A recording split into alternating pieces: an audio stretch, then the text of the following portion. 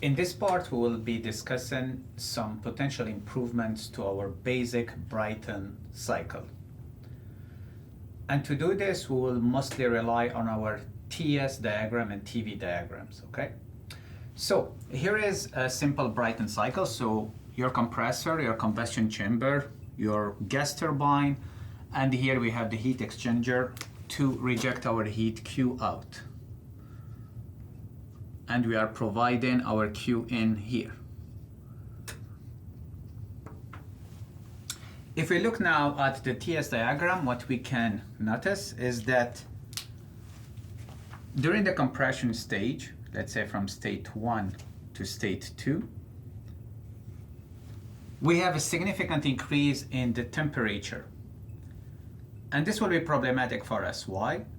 Because by an increase in temperature, our specific volume will increase, and therefore the work required in the compressor will increase. To prove this, you remember that we showed that for a steady flow process, when our process is isentropic, we have the work is equal to minus the integral of VdP. So here, when we'll be writing this, let's say from 1 to 2, now we are dealing with an ideal gas here, so we can write that PV is equal to RT, and this equivalent to say that our V is equal to RT over P.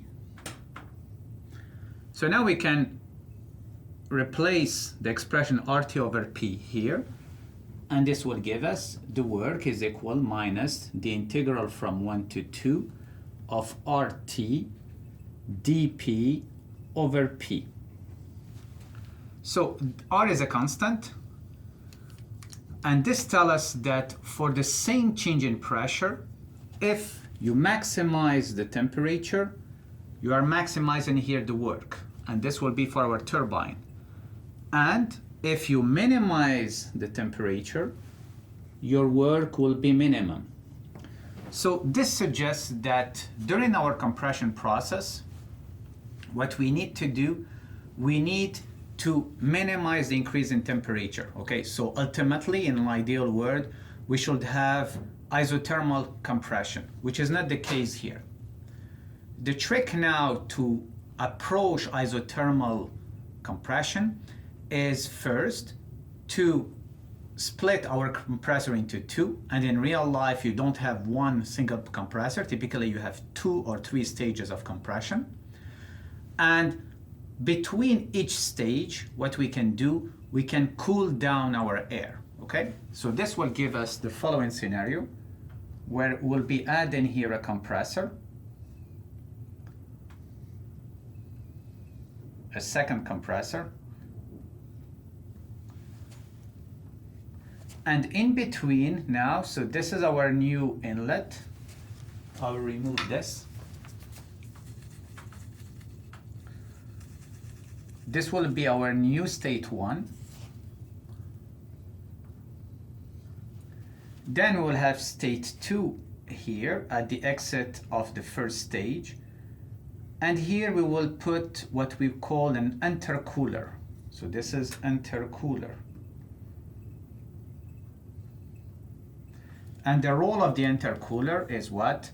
Is to reject heat, Q out, in order to keep our temperature constant. And then what we have, then it goes back to, to the second stage for compression, okay? So this one becomes, in this case, state 4.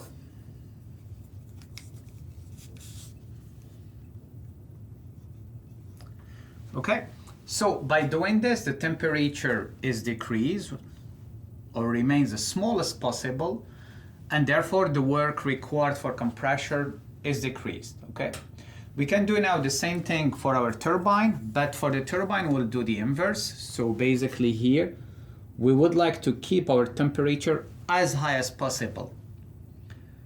And what does it mean is that after the expansion now, that will lead on a TS diagram to a decrease in temperature, what we do, we boost again the temperature by providing more heat. And in this case, what we'll be doing, we'll be using a reheater. So basically what we are doing, we are adding a stage for reheat. So the same thing here. So now the gas after the first stage, the turbine, will go through a reheater where we will be providing now a QN, okay? And this is our reheater. Before entering the second stage of our turbine. And then after this, it's business as usual. So this is a turbine. And then we continue our regular cycle. The only difference is that now we can combine everything in the sense that we have intercooling, we have reheat, we can also add regeneration, since we know that this regeneration will significantly increase our thermal efficiency, okay?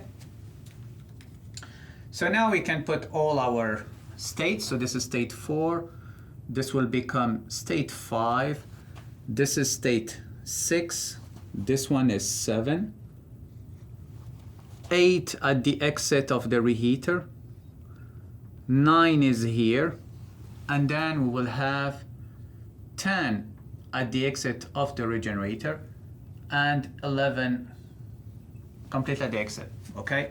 In the thermodynamic analysis, obviously, then you close the loop here to have a complete cycle. And this cycle is called Brayton cycle with intercooling and reheat and regeneration, okay?